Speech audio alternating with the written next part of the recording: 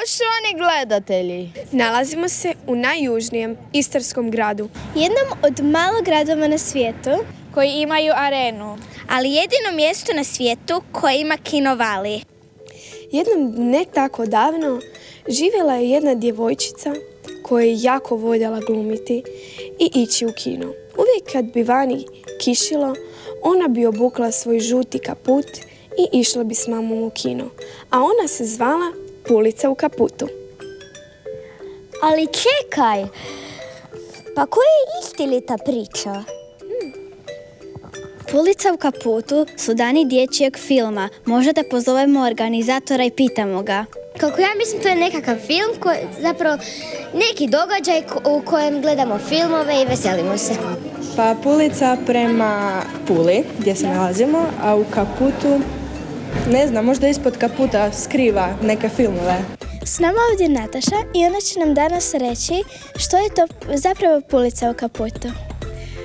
Pozdrav svima. Znači, Pulica u kaputu su dani dječjeg filma, a ona je nastala iz ljetne pulice koja se održava tijekom ljeta, tijekom Pulskog filmskog festivala, i onda smo odlučili da je prerijetko da imamo samo jednom godišnje festival nekakav za djecu, i onda smo napravili ovo zimsko izdanje. u dječjim filmovima uvijek glavni likovi su djeca.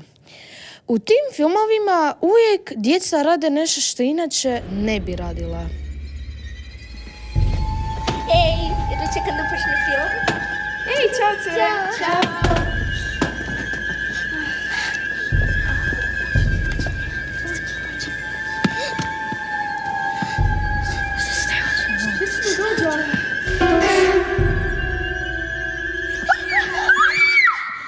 Ja mislim da glazba ima jako važnu ulogu u filmovima, jer ja i moja baka znamo prepoznati kakav će biti film po glazbi na početku. Volim filmove za djecu jer su zanimljivi i poučni. Uče nas kako se nositi sa problemima. Na ovogodišnjoj Pulici u kaputu ukupno sudjeluje 6 dječjih filmova. Filmovi Pulice u kaputu su toliko dobri da djeca jure gledati ih.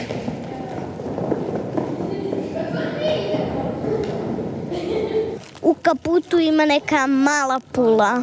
Hvala vam što ste došli u ovolikom broju. Zahvalila bi Mirjani, Antoniju, Sari, Marini, Jasmini, curama i dečkima s blagajne, Robiju i Marku.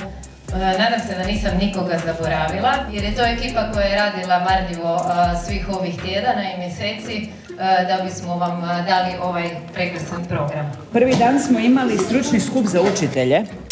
Došli su ovdje da se malo dogovorimo šta bismo s tim filmovima u nastavi, zato što smo zaključili da djeca jako vole gledati filmove, ali da ponekad biraju neke filmove koji se možda njima sviđaju i onda zanemare one neke koji još postoje, koji su jako dobri, a oni ih ne biraju sami. I onda smo mi došli ovdje u ponedjeljak, našli smo se prvi dan Pulice da dogovorimo malo o tome kako bismo mogli upriličiti da svi učenici iz cijele Istre imaju priliku gledati filmove kakve uobičajeno ne uzmu za gledanje, odnosno ne odaberu, a mogli bi im se jako svidjeti.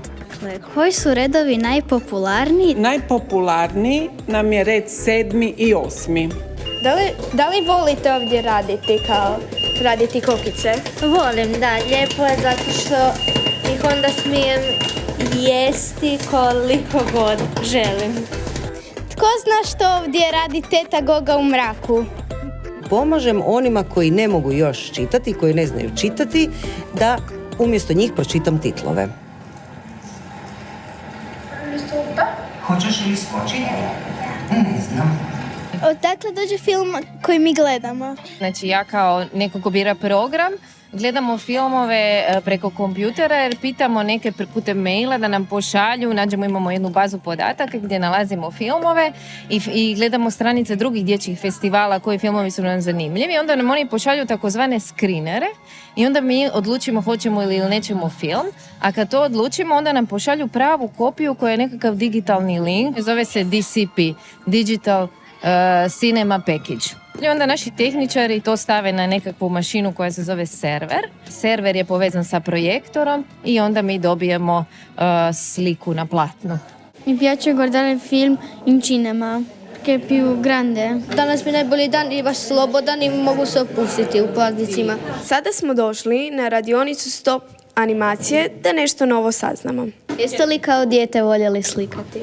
Jesam, voljeo sam crtati, ali bio je problem što sam volio crtati po svemu, ne samo po papirima, nego i po zidovima, po tanjurima, po roditeljima, po psima, po svemu.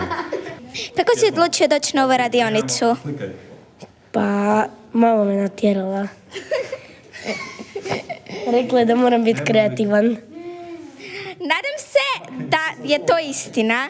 Kako ti se sviđa ova radionica? Pa dobro, jako je zabavna i sad sam napravila puno prijatelja. Pa naučila sam još ljepše nacrtati stvari, likove. Baš jako volim crtati. Kako ste se odlučili za ovaj posao i je li vam se sviđa? Znaš kad nešto jako, jako voliš i onda se intenzivno potrudiš da ti to postane posao. I neki put uspije, neki put ne, ali to sve ovisi o tome koliko se potrudiš. Možda dani dječjih filma neće promijeniti grad. Jesi li sigurna? Ali će proširiti vidike djeci. Mi smo još uvijek mali, ali kad odrastemo, mi ćemo voditi Pulu. Vidimo se!